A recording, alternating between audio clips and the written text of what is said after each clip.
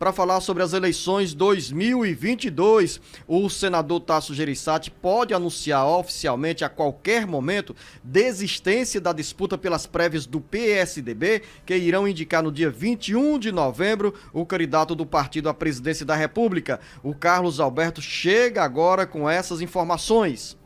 As notícias e especulações sobre uma possível desistência do senador Tasso Gereissati de disputar as prévias do PSDB, que irão indicar o candidato do partido à presidência da República, levaram os tucanos a alimentarem expectativas sobre o fortalecimento da pré-candidatura do governador do Rio Grande do Sul, Eduardo Leite.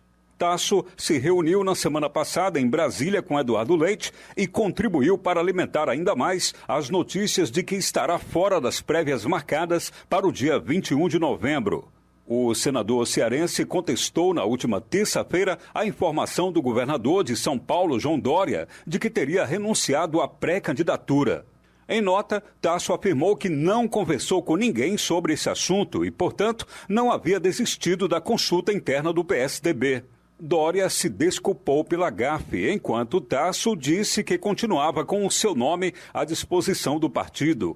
O cenário no Ninho Tucano passou, porém, a ser marcado pela incerteza sobre o destino das 4 pré-candidaturas. Além de Tasso, Dória e Eduardo, está nessa condição o ex-prefeito de Manaus, Arthur Virgílio.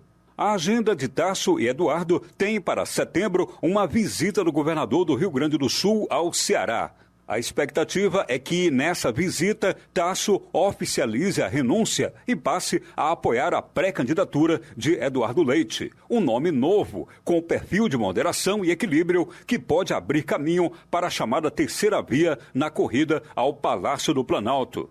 Com informações dos bastidores políticos, para o jornal Alerta Geral, Carlos Alberto. 7h42, jornalista Beto Almeida tem uma expressão que diz o seguinte: onde há fumaça, há fogo. E pelas informações dos bastidores políticos, é muito provável que o senador Tasso Gereissati se abrace com o governador do Rio Grande do Sul, Eduardo Leite, para tentar unir o PSDB na caminhada à presidência da República. Claro que no conflito com João Dória, pelas informações desse momento, nós temos muitas dificuldades para ter o PSDB unido e unificado na disputa interna. Olha, Luciano, e também com o Arthur Virgílio, né? A entrevista fica muito claro que pode haver sim uma coalizão, uma união de forças do senador Tasso Gereissati com o governador do Rio Grande do Sul, Eduardo Leite, e o ex-prefeito de Manaus, Arthur Virgílio. Olha, eu aqui, colocando de forma muito clara, eu vejo muitas avaliações, eu acho que apressadas, às vezes equivocadas, sobre essa questão do senador Tasso Gereissati, mas, olha, é difícil hoje você produzir um político da cepa do senador Tasso Gereissati, porque ele faz uma leitura, Luciano, desapaixonada. Ele faz uma leitura, eu diria que é quase meticulosa, assim, científica até das questões.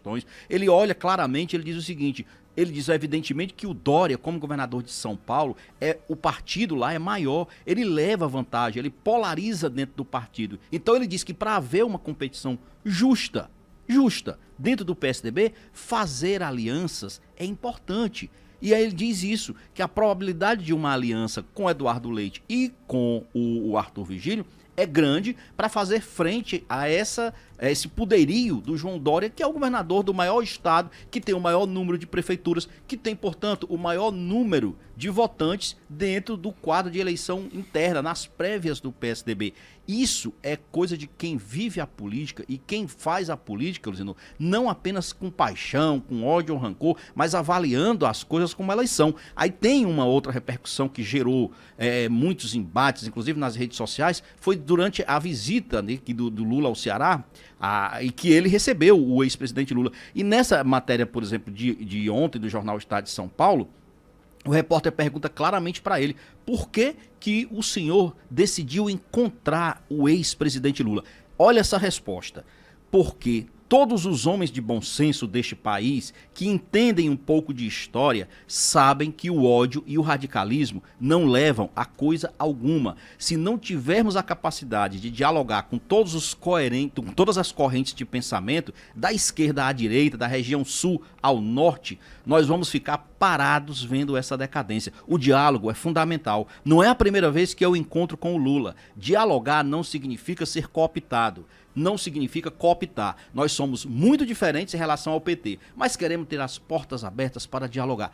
Isso se chama política com P maiúsculo, na minha opinião. E além disso, Beto, um gesto de cortesia, de delicadeza e de educação que o senador Tasso Gereissati adotou ao aceitar conversar com o ex-presidente Luiz Inácio Lula da Silva em Fortaleza durante a visita, né, de uma semana que o líder do PT fez à região Nordeste. Então, eu vejo também por esse lado, viu, Beto, como um exemplo aí de educação.